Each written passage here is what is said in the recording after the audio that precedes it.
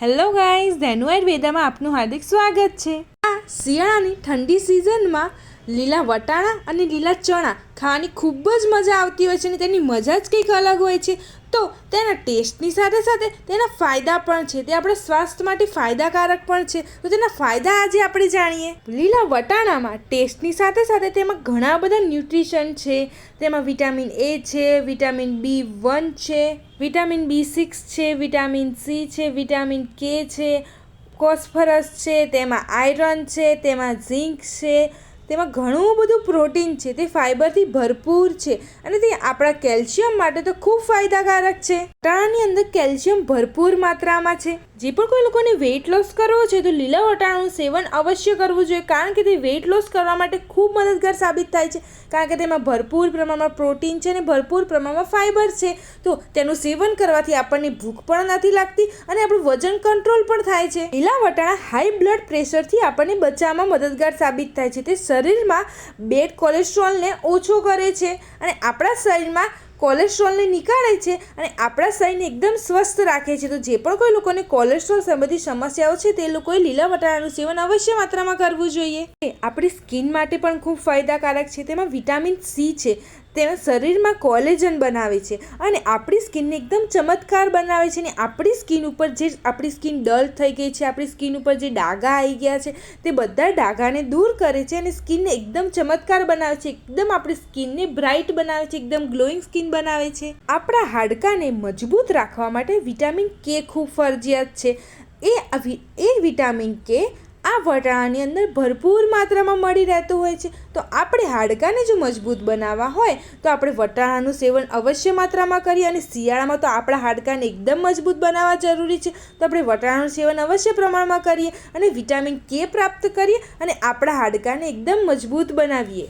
લીલા વટાણા પોષક તત્વોથી ભરપૂર હોય છે। લીલા વટાણા તમે ડાયરેક્ટ ખાઓ છો તો તે સ્વાસ્થ્ય માટે અનેક લાભદાયક થાય છે। લીલા વટાણા આપણી ઇમ્યુનિટી સિસ્ટમને મજબૂત બનાવવાનું કામ કરે છે। પણ કોઈ લોકોને ડાયાબિટીસ છે તેમના માટે આ વટાણાની અંદર ફાઇબર અને પ્રોટીન સુગર લેવલને સ્થિર રાખવામાં મદદગાર સાબિત થાય છે। ખાસ કરીને ડાયાબિટીસના દર્દીઓ માટે તો આ લીલા વટાણા ખૂબ ફાયદાકારક છે। કોઈ લોકોને કબજિયાત સંબંધિત સમસ્યાઓ છે, જે પણ કોઈ લોકોને પેટમાં દુખાવો થતો હોય છે, જમતા વેત પછી એમને દુખાવો થતો હોય, ખાટા તીખા ઓડકાર આવતા હોય છે, વાયુ ચડતો હોય છે, માથાનો દુખાવો થતો હોય છે, તે લોકોએ ખાલી ખાસ એ ધ્યાન રાખવાનું છે કે વટાણાનું સેવન કાચું નથી કરવાનું।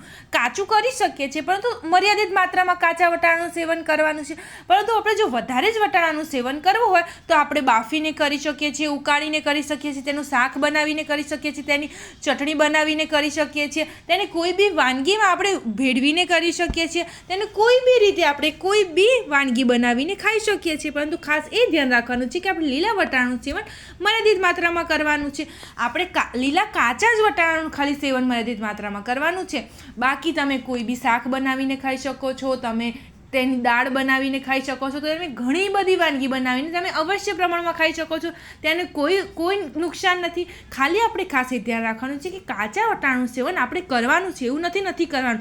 કાચા વટાણા તો બધાથી બેસ્ટ છે, પરંતુ જે પણ કોઈ લોકોને પચવામાં ખૂબ ભારે પડતા હોય, જે પણ કોઈ લોકોને કબજિયાત હોય, જે પણ કોઈ લોકોને વાયુ પિત્ત ગેસ એસિડિટી થતા હોય, જમ્યા પછી પેટ ભારે લાગતું હોય, જમ્યા પછી અકળામણ થતી હોય, ખાટા તીખા ઓડકાર આવતા હોય, ખૂબ વધારે પ્રમાણમાં જમ્યા પછી એસિડિટી થઈ જતી હોય, તે લોકોએ ખાલી ઓછી માત્રામાં સેવન કરવાનું છે, કારણ કે તે લોકોની પાચન શક્તિ એકદમ મંદ હોય છે અને તેના લીધે આ જે કાચા વટાણા છે તેને પચવામાં ખૂબ વધારે પ્રમાણમાં સમય લાગતો હોય છે અને તે સમય લાગે અને તે પચે પણ કરીને ના પણ પચે, કારણ કે તમારી પાચન શક્તિ એકદમ નબળી પડી ગઈ છે। એટલા માટે આપણે ખાસ એ ધ્યાન રાખવાનું છે કે જે પણ કોઈ લોકોને વાયુ પિત્ત ગેસ સંબંધી સમસ્યાઓ છે, જે પણ કોઈ લોકોને ખાટા તીખા ઓડકાર આવે છે, જે પણ કોઈ લોકોને ખૂબ વધારે પ્રમાણમાં કબજિયાત છે, જે લોકોને માથામાં ગેસ ચડી જતો હોય છે, ગેસ ઊંધો ચડતો હોય છે, જે પણ કોઈ લોકોને વધારે પડતું માથું દુખતું હોય છે, તે લોકોએ ખાલી કાચા વટાણાનું સેવન મર્યાદિત માત્રામાં કરવાનું છે। કરવાનું તો છે જ, પરંતુ મર્યાદિત માત્રામાં સેવન કરવાનું છે। લીલા વટાણામાં એટલી તાકાત છે કે તમારા કેન્સરને પણ મટાડી શકે છે, પરંતુ તેને સાચી રીતે જો સેવન કરવામાં આવે ત્યારે। આપણે ખાસ એ વાતનું ધ્યાન રાખવાનું છે કે આપણે વટાણાનું એટલું સેવન કરવાનું છે કે આપણું ભોજન પચી શકે।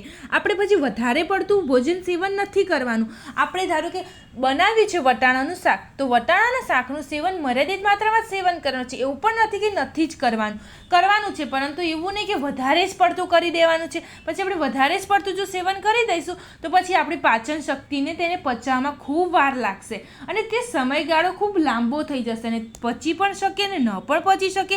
અમુક વટાણા પચી શકે ને અમુક વટાણા ન પણ પચે, તો પછી એ આપણે ફાયદો કરતાં થોડું નુકસાન પણ થઈ શકે છે. તો આપણે જ્યારે પણ વટાણાનું સેવન કરીએ ત્યારે ઓછી માત્રામાં કરવાનું છે. આપણે આખો શિયાળો વટાણાનું સેવન કરી શકીએ છીએ. હવે તો ઉનાળામાં પણ મળવા લાગ્યા છે, શિયાળામાં પણ મળવા લાગ્યા છે અને ચોમાસામાં પણ અમુક સમય મળવા લાગ્યા છે. તો આપણે બધી જ ઋતુમાં વટાણાનું સેવન કરી શકીએ છીએ, પરંતુ આપણે ખાસ એ ધ્યાન રાખવાનું છે કે ફ્રોઝન વટાણાનું સેવન બિલકુલ નથી કરવાનું, કારણ કે તે આપણા શરીરમાં ફાયદાકારક છે. ફ્રોઝન વટાણા પણ આપણા શરીર માટે ફાયદાકારક છે, પરંતુ વધારે પ્રમાણમાં નથી. અને જ્યારે પણ આપણે વટાણાનું સેવન કરીએ અને ખાસ એ ધ્યાન રાખવાનું છે કે આપણી પાસે કોઈ ઓપ્શન નથી, હવે ફ્રોઝન વટાણાનું સેવન કરવું પડશે, તો આપણે ખાસ એ ધ્યાન રાખવાનું છે કે તેને 2 પાણી વોશ કરવાના છે અને તેને ઉકાળવાના છે અને તેને ઉકાળતી વખતે તેમાં 1 ચમચી મીઠું નાખવાનું છે અને પછી જ તે ઉકાળેલા પાણીને ઢોળી દેવાનું છે અને જે વટાણા છે તેનું સેવન પછી કરવાનું છે. પછી તેના જેટલા પણ નકારાત્મક ગુણધર્મો છે તે બધા જ તે ખારા પાણીમાં છોડી દેશે અને વટાણાનો આપણને ફાયદો અવશ્ય મળશે. તો આપણે ફ્રોઝન વટાણાનું સેવન જો કરવું જ હોય, જો આપણને કોઈ ઓપ્શન ન જ મળતો હોય, તો આવી રીતે અવશ્ય કરી શકીએ છીએ. પછી આપણને કોઈ નુકસાનકારક નથી આ વટાણા તો નાના બાળકોને પણ ખૂબ વાલા હોય છે, તેમને પણ બહુ જ ભાવતા હોય છે. તો તે બાળકોને પણ આપણે કાચા વટાણા ખવડાવવા આપવા જ જોઈએ. તેમને એમનામ ખાવા તો એમનામ પણ આપી શકીએ છીએ, તેમને બાફીને ખાવા તો બાફીને, પરંતુ આ વટાણાની આપણે અનેક વાનગી બનાવીને આપણે સેવન કરીએ, આપણા બાળકોને કરાવીએ. અને ખાસ એ ધ્યાન રાખવાનું છે કે વૃદ્ધો માટે થોડાક વધારે પ્રમાણમાં હાર્ડ છે, કારણ કે તેમની પાચન શક્તિ થોડી ઓછી કામ કરતી હોય છે. તેમને હવે વધારે પ્રમાણમાં ઉંમર થઈ રહી હોય તો તેને બાફીને આપી શકીએ છીએ, તેને કોઈ મસાલો બનાવીને આપી શકીએ છીએ, તેને કચોરીમાં બનાવીને આપી શકીએ છીએ, પુલાવમાં આપી શકીએ છીએ, પરંતુ તેમને કાચા વટાણાનું સેવન કરવા ક્યારેય પણ આપણે નથી આપવાનું. કેમ?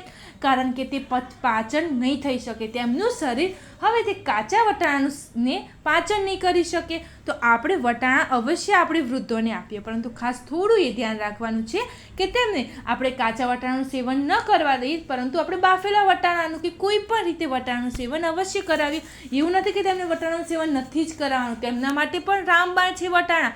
નાના બાળકો માટે પણ સારા છે, વૃદ્ધો માટે પણ સારા છે, જુવાન માટે પણ સારા છે, બધા જ માટે વટાણા ખૂબ સારા છે. બધાએ જ વટાણાનું સેવન અત્યંત માત્રામાં કરવું જોઈએ. પણ કોઈ લોકોની શ્વાસ સંબંધિત સમસ્યાઓ છે તે લોકો માટે પણ સારા છે, તે લોકોએ પણ સેવન કરવું જોઈએ, પરંતુ મર્યાદિત માત્રામાં સેવન કરવું જોઈએ. અને કાચા વટાણાનું પણ તે લોકો સેવન કરી શકે છે અને બાફેલા કે પાકેલા કે કોઈ પણ રીતે શેકેલા કે કોઈ પણ વટાણાનું સેવન અવશ્ય માત્રામાં કરી શકે છે. પણ કોઈ લોકોની લીવર સંબંધિત સમસ્યા છે તેમના માટે પણ ખૂબ સારા છે, પરંતુ ખાસ એ ધ્યાન રાખવાનું છે કે બધા જ લોકોએ વટાણાને ચાવીને સેવન કરવાનું છે. એને એકદમ પીસીને ચાવવાના છે, એકદમ શાંતિથી ચાવીને જ પછી તેને પેટમાં ઉતારવાના છે. પણ કોઈ લોકોને હાર્ટ એટેક આવી ગયો છે, સ્ટેન્ડ મુકાવ્યું છે, બાયપાસ સર્જરી કરાવી છે કે કોઈ બી રીતે હાર્ટ સંબંધિત સમસ્યાઓ છે, તેમના માટે તો રામબાણ છે, તેમના માટે ખૂબ સારા છે. પરંતુ તેમને ખાસ એ ધ્યાન રાખવાનું છે કે કાચા વટાણાનું સેવન નથી કરવાનું. તેમને બાફેલા, ઉકાળેલા, કોઈ બી રીતે રાંધેલા વટાણાનું સેવન અવશ્ય પ્રમાણમાં કરી શકે છે અને તેમને શાંતિથી ચાવીને જ વટાણાનું સેવન કરવાનું છે. તે બાફેલા હોય, ઉકાળેલા હોય કે રાંધેલા હોય, તેમને શાંતિથી ચાવીને કરવાનું છે, કારણ કે વટાણાને તે પચન કરવામાં ખૂબ સમયગાળો લાગતો હોય છે અને તે લોકોને તો વધારે પ્રમાણમાં સમયગાળો લાગતો હોય છે. તો તે લોકોએ શાંતિથી વટાણાનું સેવન કરવાનું છે. અને શિયાળામાં નાની મોટી બીમારી પણ લોકોને થવા લાગતી હોય છે, ઉધરસ, શરદી ઉધરસ, કફ, તાવ, એમાં પણ ખૂબ રાહત આપતા હોય છે અને તે રોગપ્રતિકારક શક્તિને મજબૂત બનાવે છે. તે બધા જ રોગની સામે લડવામાં આપણને ખૂબ વધારે પ્રમાણમાં શક્તિ આપે છે.